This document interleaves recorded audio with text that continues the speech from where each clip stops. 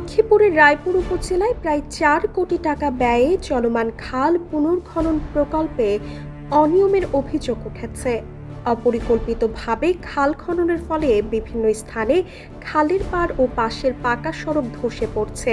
এতে স্থানীয় বাসিন্দা, যানবাহন চালক ও কৃষকদের দুর্ভোগ চরমে পৌঁছেছে। উপজেলা প্রকল্প বাস্তবায়ন পিআইও কার্যালয় সূত্রে জানা গেছে, চলতি বছরের মে মাসে প্রায় ৩,৯১,লাখ টাকা ব্যয়ে ১৬,৪৩৯ কিলোমিটার খাল পুনর্খননের কাজ শুরু হয়। চরবংশী ও চরমোহনা ইউনিয়নের ঢালি মসজিদ থেকে ডাকাতিয়া নদী পর্যন্ত খনন কাজের মাধ্যমে পানি প্রবাহ সচল ও কৃষিতে সেচ সুবিধা নিশ্চিত করাই এই প্রকল্পের লক্ষ্য।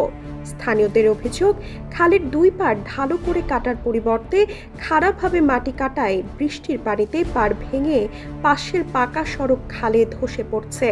অনেক স্থানে বসতভিটা ও গাছপালাও ক্ষতিগ্রস্ত হয়েছে। রাতের বেলায় ঝুঁকি নিয়ে চলাচল করতে হচ্ছে। ইতোমধ্যে একটি অটোরিকশা দুর্ঘটনায় এক শিশু আহত হয়েছে বলেও জানান স্থানীয়রা।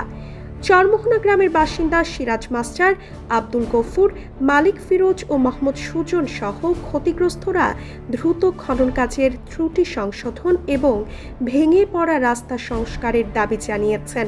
তাদের অভিযোগ, নিম্নমানের ও অপরিকল্পিত খননের কারণে অন্তত ৩০ থেকে ৩৫টি পরিবার ক্ষতির মুখে পড়েছে।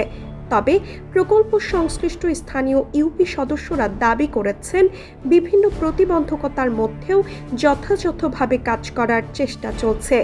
এ বিষয়ে উপজেলা প্রকল্প বাস্তবায়ন কর্মকর্তা পিআইও আব্দুল হাই খান বলেন, দীর্ঘ প্রায় ৪ দশক পর খালটি পুনর্খনন করা হচ্ছে। বৃষ্টির কারণে কিছু স্থানে রাস্তার ক্ষতি হয়েছে। বৃষ্টি কমলে ক্ষতিগ্রস্ত অংশ দ্রুত সংস্কার করা হবে। চরমোহনা ইউনিয়ন পরিষদের প্রশাসক মোহাম্মদ আব্দুস সাত্তার জানান, বিষয়টি উপজেলা প্রশাসনকে অবহিত করা হয়েছে।